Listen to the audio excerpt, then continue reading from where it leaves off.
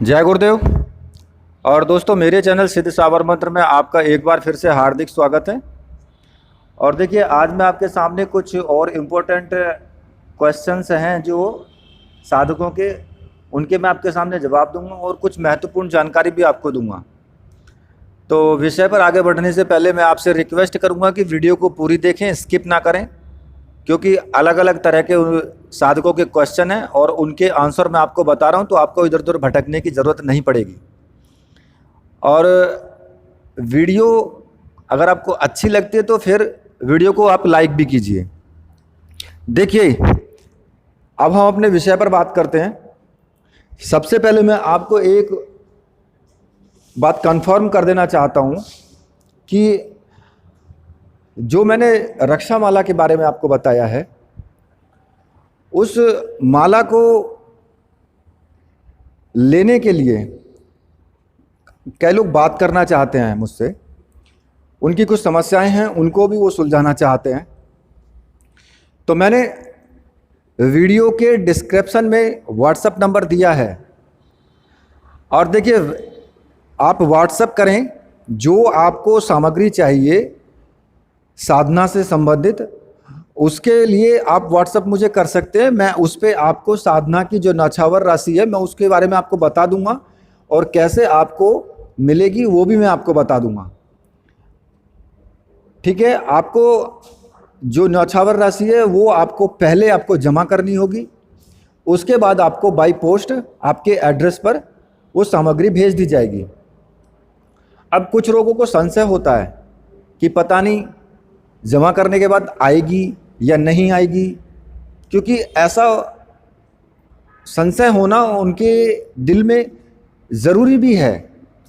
ज़रूरी किस लिए है कि वो कई जगह YouTube चैनल पर मतलब हज़ारों रुपए दे करके और फंस चुके हैं। तो वो कहते हैं ना कि दूध का फुकाना वो छाए में भी फूंक मार मार के पीता है। तो इसलिए वो थोड़ा सा भ्रमित होते हैं कि पता नहीं ये भी गुरुजी ऐसे ही ना निकले। पर भाई, आपको डरने की कोई आवश्यकता नहीं है। मैं यहाँ पर आपसे 10,000 20,000 रुपये की मांग नहीं हो रखी है। यहाँ ज़्यादा से ज़्यादा आपसे 1,500-2,000 रुपये तक का ही आपका सामान है, बाई पोस्ट मिल जाएगा, और कई लोगों को मैं भेज भी चुका हूँ। तो इसलिए आप ये संशय बिल्कुल ना रखें कि सामग्री कैसी होगी, या फिर सामग्री के लिए हम पैसा जमा कर दें, हमें सामग्री मिले ही ना, फिर हम कहाँ पे जाएंगे। तो ऐसा संशय आप अपने माइंड में बिल्कुल मत रखना। मैं पहले भी आपसे कह चुका हूँ कि ये चैनल सही, सटीक और सत्य जानकारी देने के लिए है। और दूसरा कि आपके साथ जो भी आपके साथ व्यवहार होगा या जो भी आचरण होगा वो बिल्कुल सत्य ही होगा। अगर आप पैसे भेजेंगे तो आपको सामग्री अवश्य मिलेगी, वरना आपके पैसे वापस चले जाएंगे। ये आप विश्वास रखें, इतना तो मैं कहना चाहता हूँ। और अगर किसी को तब भी अगर विश्वास नहीं है तो वो मुझसे व्हाट्सएप पर कॉलिंग कर सकते हैं, या फिर मुझसे व्हाट्सएप पर कह सकते हैं कि मुझको आपसे बात करनी है, तो मैं उनसे बात भी कर लूँगा और उनको मैं समझा भी दूँगा। उसके लिए आप मुझे मैसेज करें व्हाट्सएप पर, तो मैं आपसे बात कर लूँगा। आप कॉलिंग करेंगे, मैं उठा लूँगा उसको। ठीक है, फर्स्ट तो मुझे आपको यही बताना था, क्योंकि बहुत लोग भ्रमित हैं इस विषय पर थोड़ा सा। अब मैं आता हूँ कि जिन लोगों ने मुझे कुछ कमेंट किए हैं। देखिए, मेरे पास में एक कमेंट आया है कि गुरुजी नमस्ते, हम आपसे अनुरोध करते हैं कि कोई तंत्र क्रिया के बारे में भी वीडियो बनाएं जिससे मंत्र ना करना पड़े।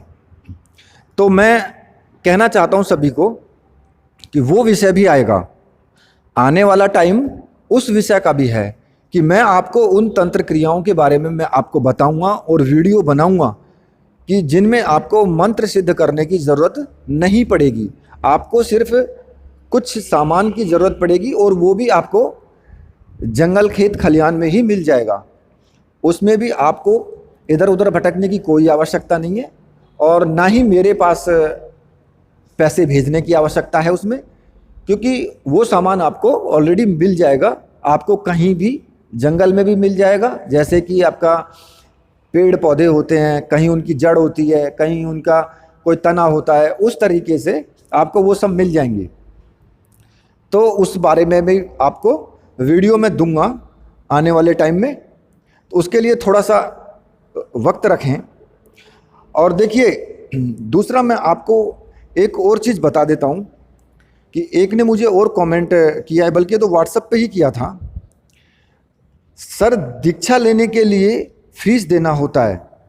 एक लड़की जो टेलीग्राम ग्रुप में थी वो बोलती है कि जो फीस लेते हैं वो ज्ञान नहीं देते, पर मैं उनकी बात से सहमत नहीं हूँ, क्योंकि हम स्कूल में पढ़ने जाते हैं तो वहाँ भी एडमिशन फ़ीस और जो भी मतलब चार्ज होता है वो देना पड़ता है। तो भाई ये तो सत्य कहा उन्होंने कि अगर व्यक्ति कहीं से दीक्षा ले रहा है तो वो आपसे कुछ नौशावर राशि तो लेगा ही लेगा।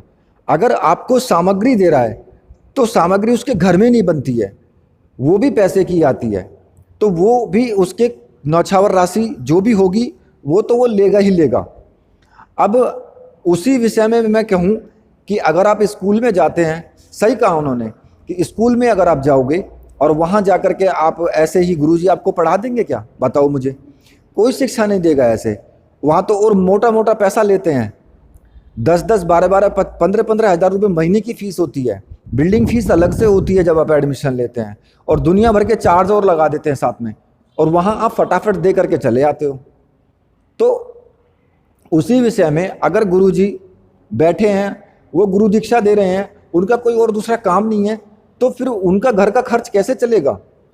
तो इसलिए वो गुरु दीक्षा देंगे तो भाई कुछ तो नौशावर राशि आपसे लेंगे जिससे कि उनका खर्चा चल सके। या आपका कोई फर्ज नहीं बनता उनके प्रति, या अपने लिए ही सोचते हो सब कुछ कि गुरुजी फ्री में सब कुछ दे देंगे और बस फ्री में ही बांटते रहेंगे? तो भाई गुरुजी के बच्चे तो जो है ना फिर सड़क पे जाकर के भीख मांगेंगे वो तो, और दो गुरुजी को बात और कहेंगे कि सारे दिन इसी में लगे रहते हो, तुम्हें हमारी फिक्र तो है नहीं। आप अगर कहीं पे, मैं मानता हूं कि अगर आप टीचर हैं कहीं पे और आप क्या फ्री में उनको ट्यूशन पढ़ा दोगे? बताओ मुझे, नहीं पढ़ाओगे। क्यों नहीं पढ़ाओगे? आप भी तो गुरुजी हो उसके।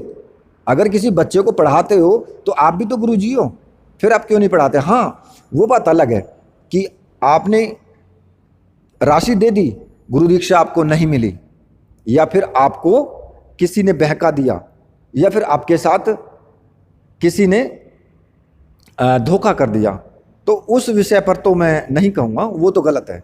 तो ऐसा नहीं होना चाहिए। दूसरा एक और क्वेश्चन किया है कि गुरुदेव अप्सरा साधना के लिए इंद्रदेव की साधना करनी होगी, उस पर भी वीडियो बनाएं। गुरुवर आपको हमारा चरण स्पर्श। जय गुरुदेव। तो देखिए, मैं इस बारे में भी आपसे कह देना चाहता हूँ कि पहली बात तो ये कि ये सब जितनी भी चीज़ें होती हैं, अप्सरा हुई, यक्षिणी हुई, गंधर्व हुए, किन्नर हुए, या फिर और भी शक्तियाँ हैं, नकारात्मक शक्ति, सकारात्मक शक्ति, ये सब जितनी भी होती हैं, ये सब इन देवों के अंडर ही आती हैं कि भगवान विष्णु के और भगवान शिव के, सब इन्हीं के गण होते हैं। अब रही बात दूसरी ये कि इंद्रदेव की पूजा क्यों करें, मुझे ये तो बताइए। मतलब इंद्र के दरबार में वो नृत्य करती हैं तो इसलिए, अरे हम उनके अधिकारी जो बैठे हैं ऊपर, हम उन्हीं की पूजा ना करें? फिर उनकी जरूरत क्या रह गई है बीच में?